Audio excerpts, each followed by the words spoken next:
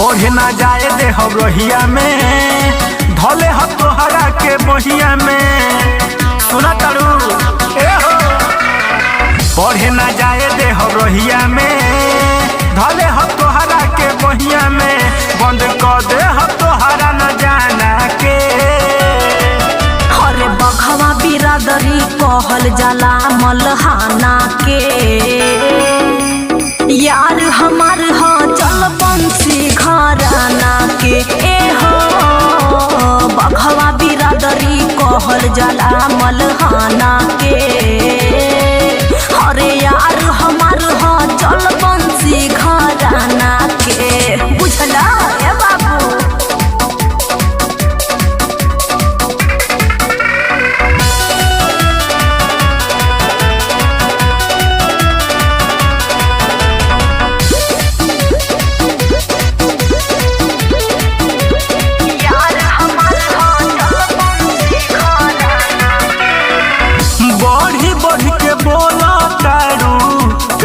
हर बात में पड़ी जइब पाले दया जइब हयावकात में कान खोल के सुन ला ए हो तय खाना ढीला हो जाई सुन हो रसलीला हो जाई कि हम देख ले हम तोहरा दीवाना के।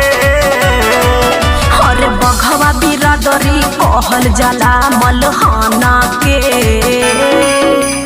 यार हमार हो चल बंसी घराना के।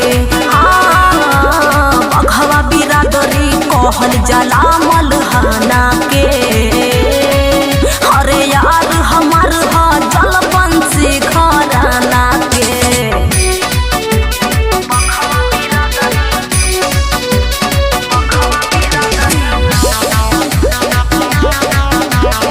रिकॉर्डिंग बाय मधुर स्टूडियो घोसी।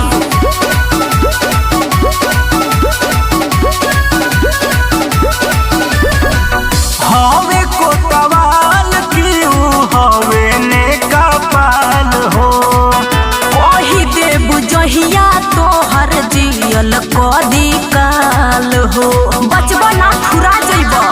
तस्वीर में पीछे ना हटी है कि सच के जानी ऊ कटी है दीपक हृदय सुनावे अपन गाना के। अरे बघवा बिरादरी कहल जाला मलहाना के यार हमार हो चल बंसी घराना के।